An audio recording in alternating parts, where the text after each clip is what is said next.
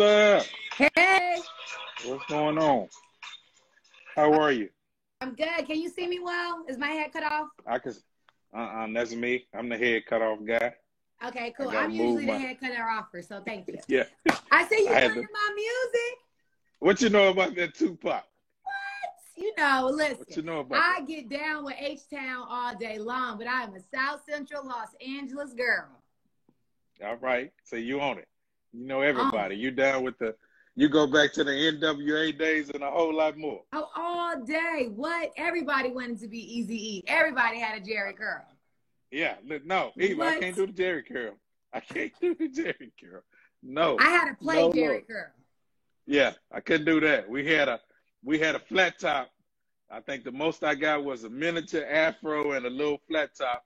That was it Did for you me. did I you have couldn't any do the curl. stairs? You had elevation? Yeah, I had a little elevation. I was trying to do the kid and play. I was trying to do the kid and play, and then Hey, watch out. hey, Watch yeah, out.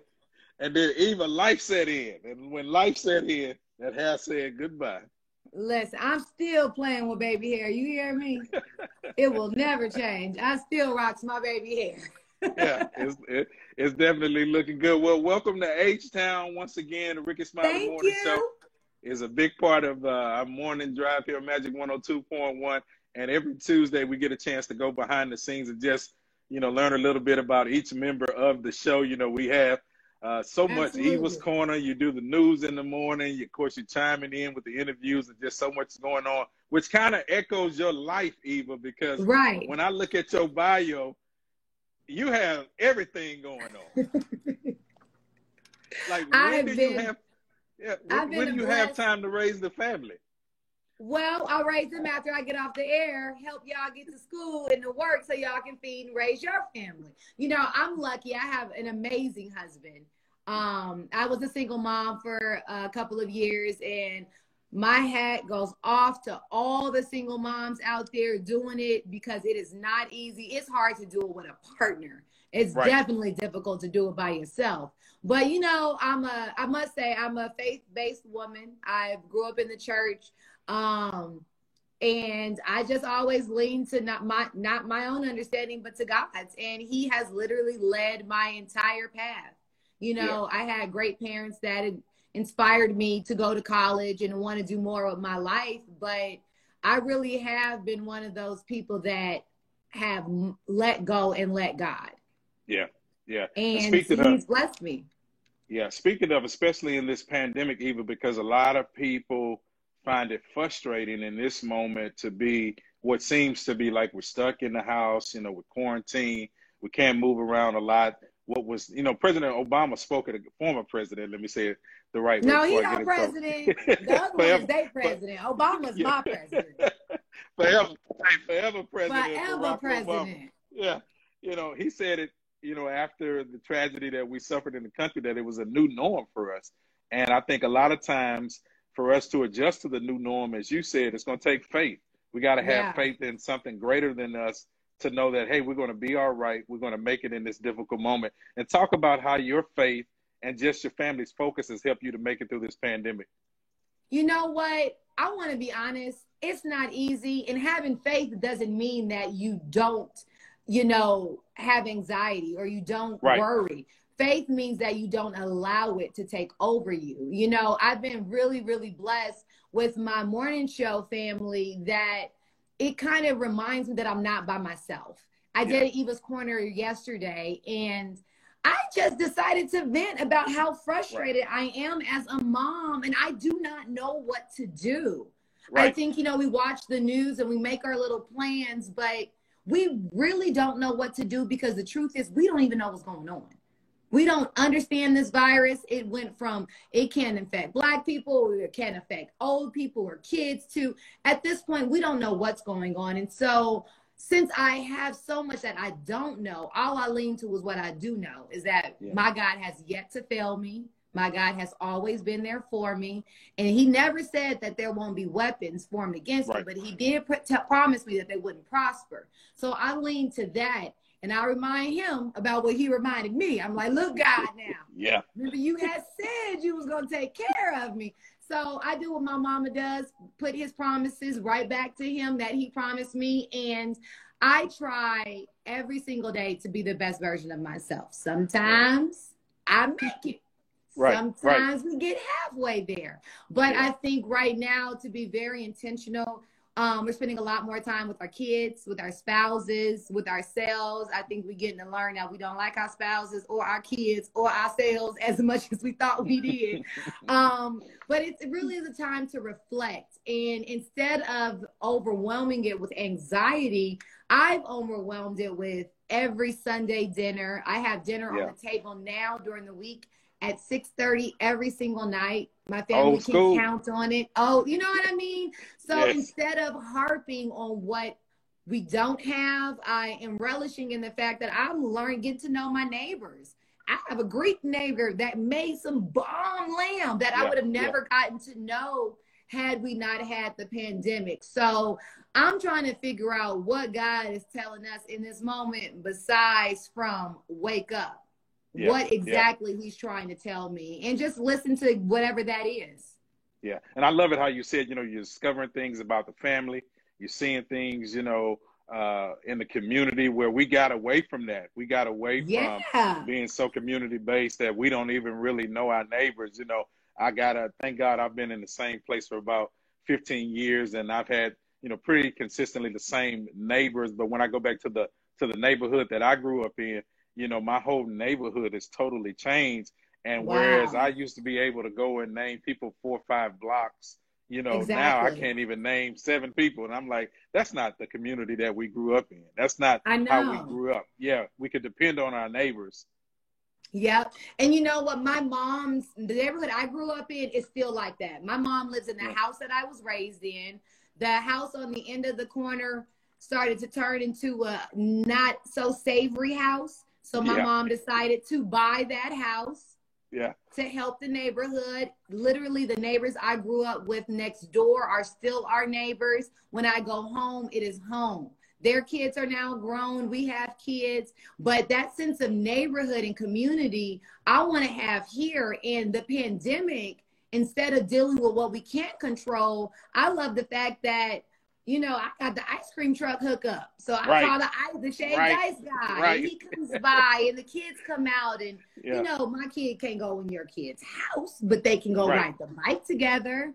Yeah. And play in the park. And so, we've been getting back to a lot of those things I think that we lost with social media, the access of television and of technology, and even dating. Yeah. My single friends, they out here on the phone with these men. Hey, They listen, talking again.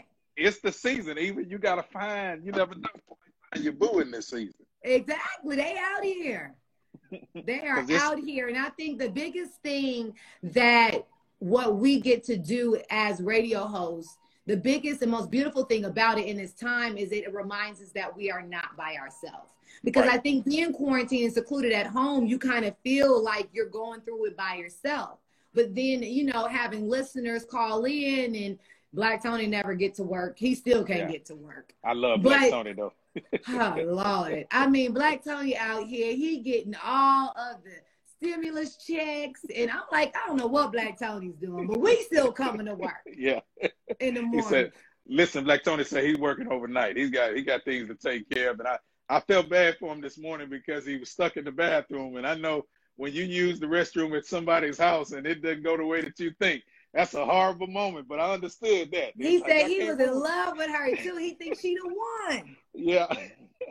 And he still got a big, he thinks they got 2 tons of gravy that he got Yeah. from KFC. I'm not messing with Black Tony at all. Yeah. But we do Yeah, got but to shout out Big Ricky Smiley. Right. I consider it his birthday week. Yesterday was Yeah. Big Dog's birthday. Yeah. Yes, and he is not a big celebrator, but he is a big man with a big Yeah. heart that has helped so many people. And for him, he decided to, as he does every year, he usually broadcasts from the Salvation Army, but he's Yeah. asking everybody to donate to the food banks and to the Salvation Army right now, especially because the disparity is just, I mean, I can't even fry fried chicken. I know. He's like In the me. Now grocery store. this is real live. This is real live. This is real live Instagram. He's coming in. Okay. I had somebody knocking at my door. So this is how real we are with this show. The Rickey What Smiley you Morning order Show. from Never a dull Amazon? moment. What you order? What did you order? No. He coming to work on something. Oh, okay. Yeah, he's coming to work on something. I was like, he would do it at this time, though. Speaking of working on something, is it just me or has Home Depot been popping? Because popping like home restoration or fixing the rail behind that was messed up or painting that bottom. If your wife is or your wife is getting on your nerve or your husband is getting on your nerve, just start fixing up the house. Go paint the deck. Build something. Build something. Listen, what are all those pictures of behind you? Because I know everybody keeps commenting about the pictures yes, I'll take you that back are behind here. you. So behind me. Well, first you see my Africa right there. You know, we don't play. We real black. This the house when you walk in. For the motherland. You know they black. Like as soon as the delivery guy come, he knows whose house he came to. Okay. But I'm doing an Instagram live, so say hello to everybody. How you doing, everybody? He's coming. Hey, do what you got to do, brother. Yeah, I know. So these pictures are of my family. This is my husband and I. Let's see. Oh, wow. The kids, Mike and Marley. When we were young and in love. Yeah. So now sweet. we got, and it goes all the way up. So they're just family pictures that I'm old school. I don't care how big or small my house is. We will have pictures on the wall. Yeah, you got pictures. Let's take a flashback now because I want to find out, how did you get involved with the Rickey Smiley Morning Show? How did that all come about? Because, you know, we see you on the reality show. You're doing great things, and everybody knows you from the early days of America's Next Top Model. So coming from that, and you've been a part of some of my favorite television shows, and we'll get into that as well. But tell us how you got involved with Rickey Smiley. You know what? I have been, and my husband has been, a Rickey Smiley fan for a very long time. Particularly Lil Daryl. Let me just say, I'm a little Daryl fanatic. That's my guy. So I have promoted TV shows that I have worked on and been a part of at the Rickey Smiley Morning Show. And I went on Dish a couple of times, and I did a fill-in spot on Dish. And then I was doing Watch What Happens Live with Andy Cohen, and Rickey and I were both the guests. And when I tell you, I literally could not even answer a question. Rickey had me laughing so hard. And we just had an energy and a chemistry. And I have 3 brothers. I don't have any sisters. So I vibe pretty well with men. And me and Rickey, it was like we were in high school. And it just worked. And he's like, man, you have to come up to the morning show. And I came. I think he was pleasantly surprised that I actually woke up and got up and came down to the studio. And I just kept coming down. And then they said, all right, well, here's a job because Black Tony don't come. So we paying him. We might as well pay you. Say, let's get paid. Let's get paid. Well, let's flash back to the American Top Model days. And first of all, you know, you're a beautiful young lady. I mean, that's known. Everybody knows that. Thank you. And, you know, we celebrated you. We first saw you on the show and like, she's beautiful. But what made you want to get involved with a show like that? Because somebody said I couldn't. Oh, wow. You know, somebody tell you can't do something. And the best way to motivate me is to tell me no. You can't do it. You can't do it. So, wow. I always love fashion. Fashion is my thing. But I never thought of myself as a model because I had all the images of what models were when I was growing up, which was Christy Brinkley. She don't look like me. You know what I'm saying? No.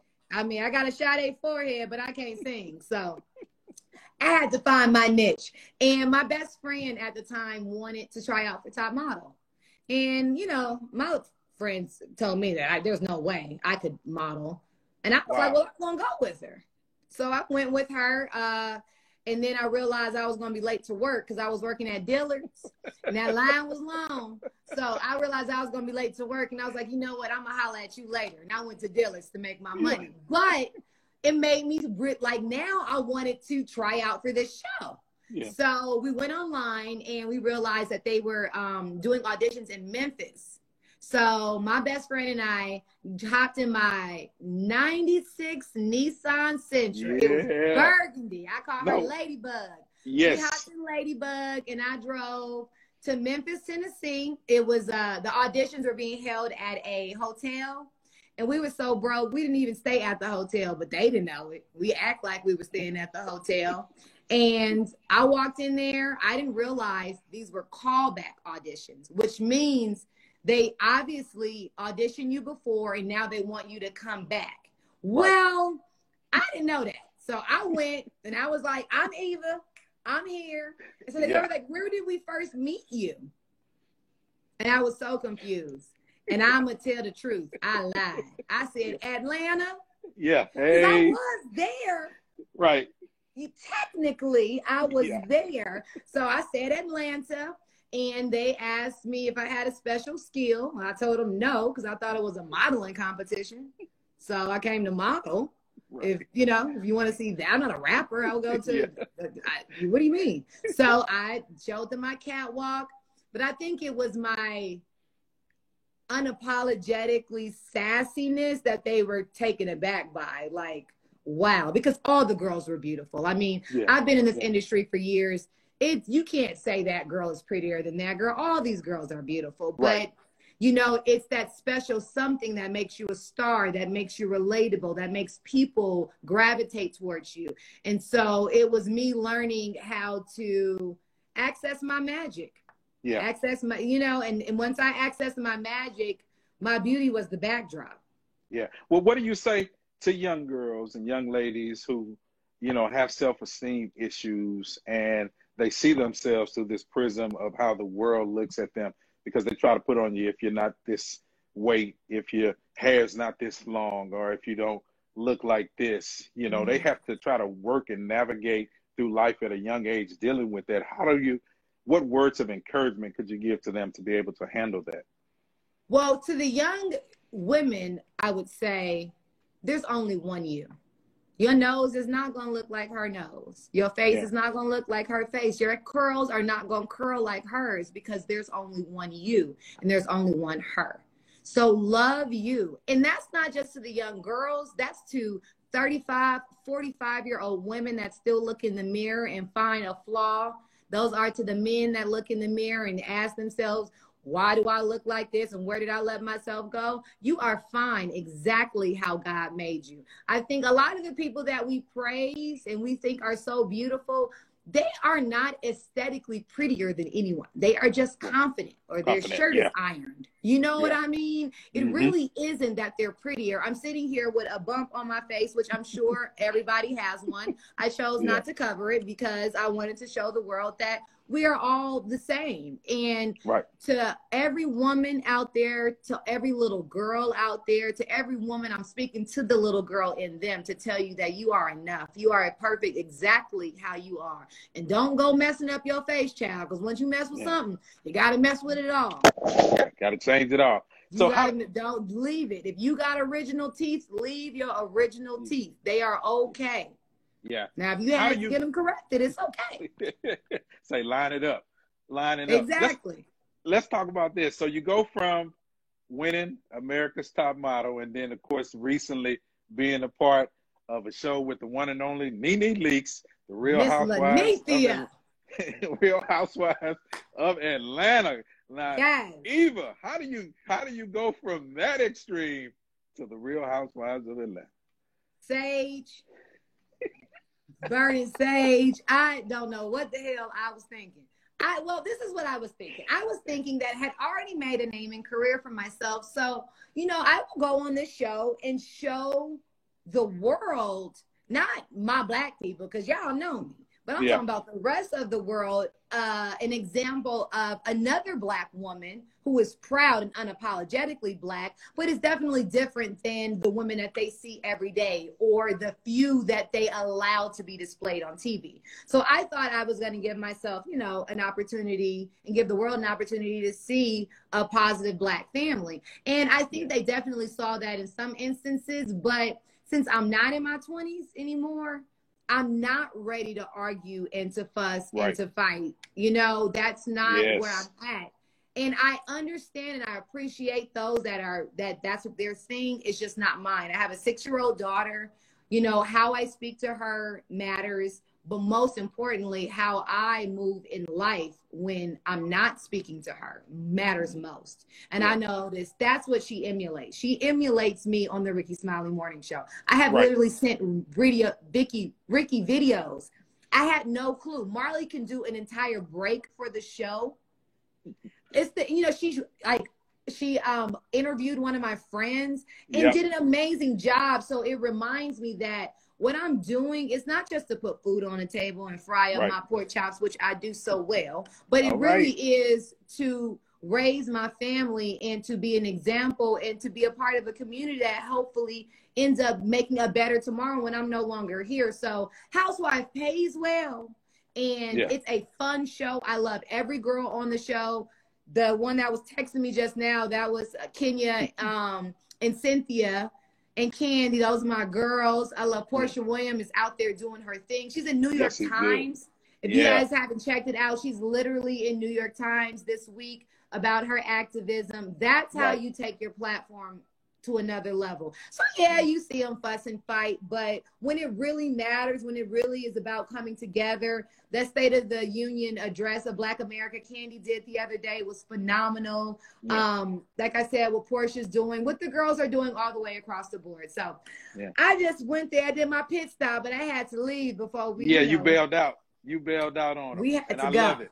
Yeah, I love it. And guess what I have in the oven? What? You just said it. What? You got some pork chops? In the oven right now. Come on now. I'm going old school with it. Well, let me tell you something I learned from Houston.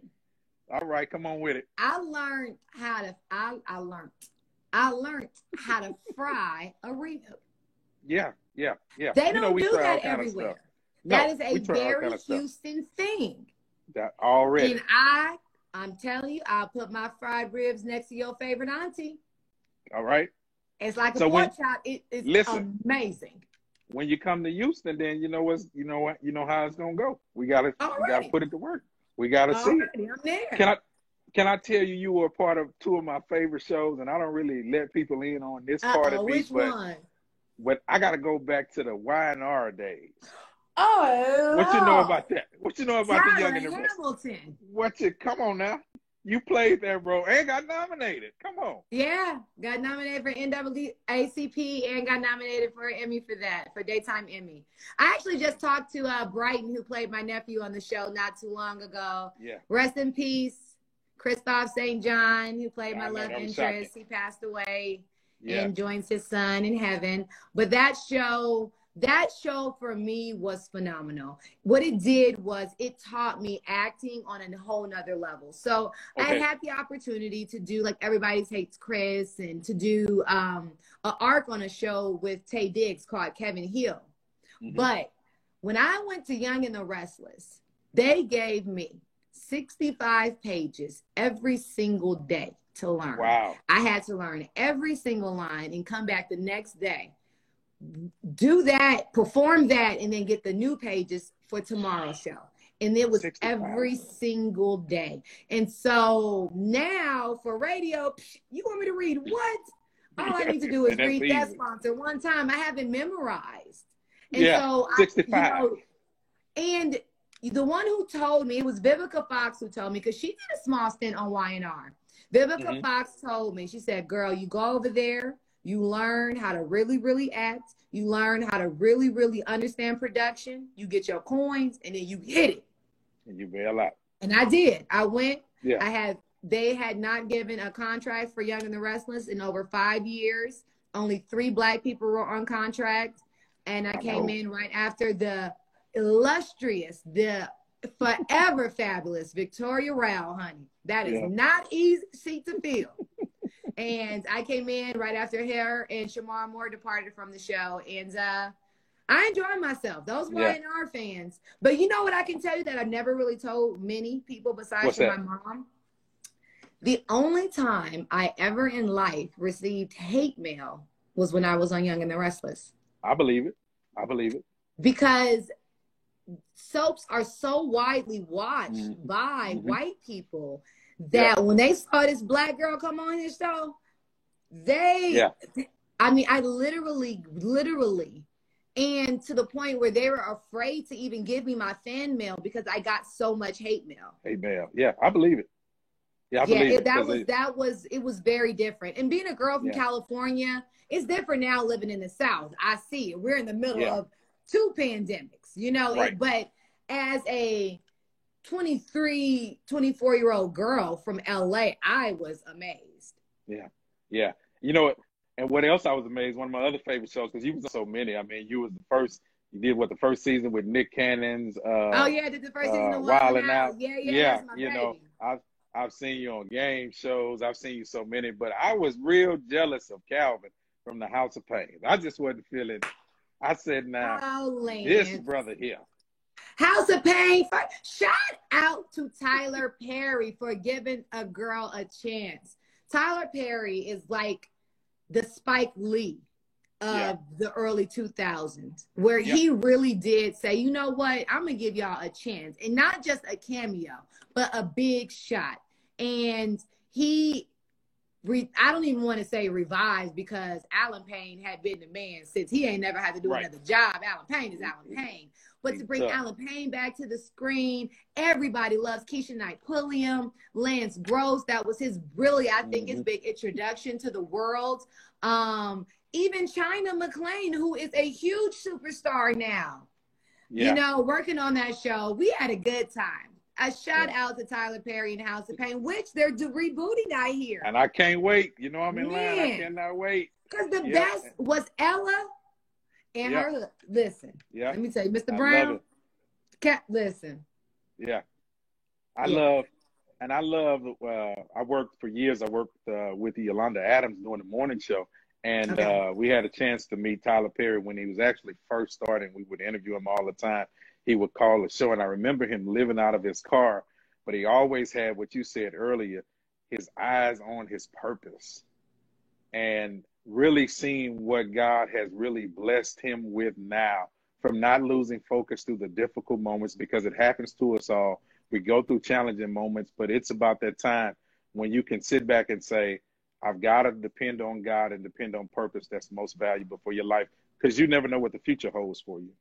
Absolutely. You know what? I have a tattoo. I have 23 tattoos, but I have one that goes across my arm, and it's a Bible verse, and it says, to whom much is given, much will be required. Right. And I think Tyler Perry is a perfect example of being a good steward. I think Tyler Perry is a perfect example of being chosen and listening, and not without his struggles. I mean, he had the plight of Job. The man lived in his car. They told him he couldn't do it. So he said, I will do what I can do.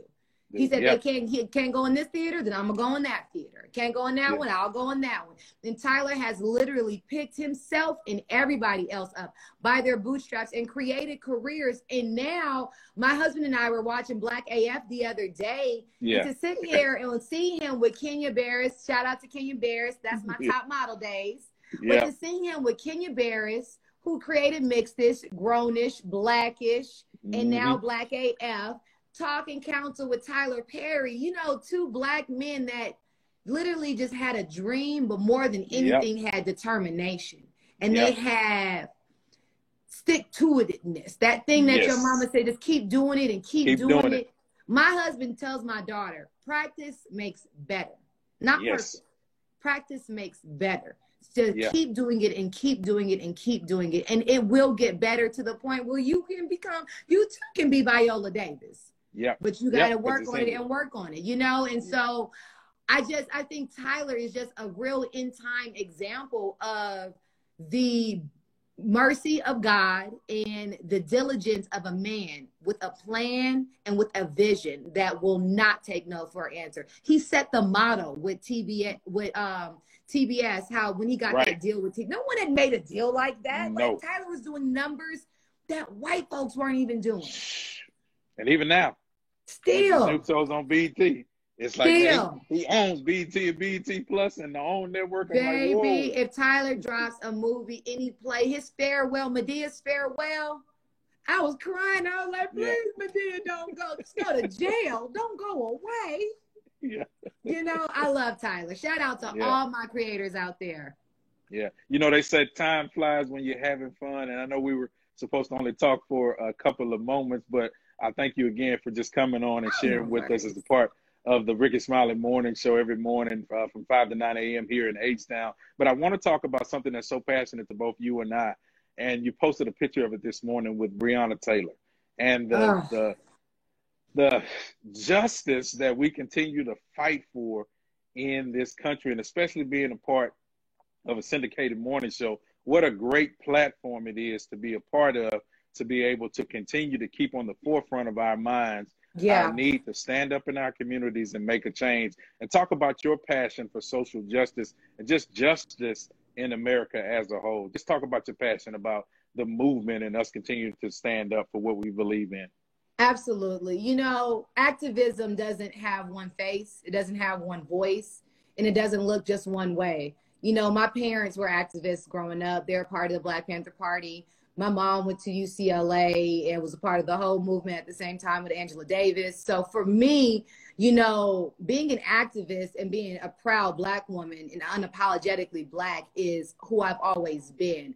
But the time now, the pride of Blackness is so palpable and it is so here, and the fear of the excellence that is us actually succeeding is so evident. It is evident in the way they are failing to properly investigate. I do not know how you go 150 days and no one has been arrested besides from Breonna Taylor's boyfriend, who's now out of jail, but he was the only one arrested.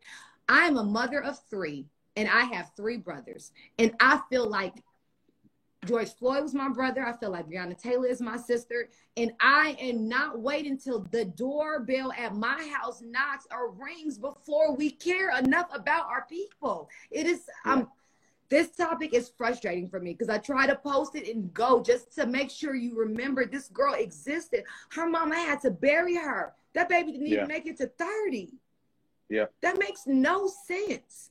And the fact that we have the platforms we have the access and the resources that we have, but we need to have the compassion and we need to have the fight and the vigor like everyone else out there to do our part. So if it's a post, if it's a sign on your car, if it's, you know, writing it, making a shirt out of a Sharpie, do your part to remember this girl's name, because if that was my name, if that was your name, it will matter. That girl matters. Yes. She matters. Yeah. And one of the things I love that you did today, and that's so important, we've got to get to the polls. We have an important election that is right around the corner. And even in the midst of this pandemic, it's no excuse for us not, number one, to finish to make sure that you have your census done. And then number 2, to make sure that you get out and vote. So 2 things. And I want to break down with the census, because the census is something we've been miseducated in the Black community for a very long time. And I think that the Black community is in fear of giving information about our dwellings because of, we think, legal ramifications, be it government assistance or aid that we might have. So maybe we live in a home that's only supposed to have 4 people, but there are really 6 people here. And we don't want to tell the census that there's 6 people because we're afraid. Right. I want everyone to know the census is literally just to allocate. You will not get in trouble for telling the truth about how many people live in your home and in your area. All you will do is increase the amount of resources your community has, street lights, gas station, bus stops, you know, patrol people for the schools. If your kids aren't claiming they live in that area, they're not going to count them when it comes to schooling time. So I implore everybody, this is the first year ever the census has been able to be online. You literally need to go to census.gov, I believe. It takes 10 minutes. It's about 15 questions. It is the easiest way to do your part, because some people can't vote. You know, our system is so messed up. Some of our brothers and sisters out here got records that disallow them to vote. Right. But there are ways to do your part. Fill out your census, because y'all's president has decided to cut off 1 month early the collection of the census, which means less resources to our community. Our people. Yep. To our communities. And then as far as voting is concerned, in my county alone, I voted for my sheriff, for my DA, for my judge. Do you know how big that is? Let them come over here messing up, because my DA is prosecuting. My sheriff is going to get them. The judge is going to hear them, but it doesn't matter if we don't vote for them. Your sheriff needs to look like you. Your judge needs to look like you, because they understand your life and your plight. So I got off the radio this morning and I put on my outfit. I got cute. I held my head real high. I made sure my crown was not tilted, and I went and casted my vote. My husband did the same thing, and I implore everybody. Every drive-through, I went to CVS, I was in there, go vote. Like literally, go and vote, period. I love it. I love it. Get out, fill your senses out, as Eva has said, and make sure, especially in these midterm elections, that you get out and vote. And they're cheat sheets, you guys. 3rd, get out. Yes. They're cheat sheets for where you live. So like Wisconsin has an election today, right? And if you're in Wisconsin and you're like, I'm not into politics, I don't know who to vote for, go online and say, I'm a Black Democrat. Who do I vote for in Wisconsin? It will ask you your address, and it will give you the suggested people to vote for in your area that are aligned with your priorities. So if you're a Democrat and you're Democratic, which I am, that matters to me. And so I want to know, who are all the Democrats running? And if it's 2 Democrats running, I want to know who's better. I want to know who's blacker, who has a Black agenda, who has a Black plan. Because just being Democrat is not enough for me anymore. Not enough. Not anymore. No. Not anymore. Who has my kids in mind? And if you don't know, just look it up, because it's definitely online. Yep. And if you're not registered to vote, you can do that, of course, with us, newsone.com/vote. So get registered to vote, because we're coming upon that deadline as well. You know, I'm a big proponent. Yeah. Go ahead. One more thing. Voter suppression is real. I know that there are people out there that do not believe that voting matters. My easiest counter to that is they would not suppress the vote if the vote didn't matter. Literally, I have seen more police outside driving, patrolling, trying to get people speeding for voter suppression. It is real. So do not believe the hype that it doesn't matter. It does matter. The votes count. Your voice matters. Your mama voice matters. Get you, your mama, your cousin that's in the back room playing video games, and he registered. You go get him, and y'all all go to the polls right now and make sure you vote. Yeah. I love it, Eva. I appreciate you taking this time out. We've talked, and we could go on, because I have so many other questions I'll ask, but I won't pour it out on the first visit on our Instagram. We'll definitely have you come back. I will be back, and we're going to chop it up.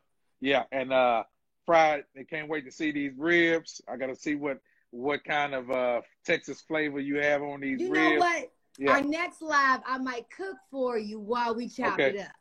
Let's do it. I got to see. Every morning on the Rickey Smiley Morning Show, we have a resident chef, Kurt Boudreaux, who gives us He did hot dogs for a long time, though. My mama called me and said, somebody send that man some vouchers, because he don't have no groceries. If he made one more hot dog.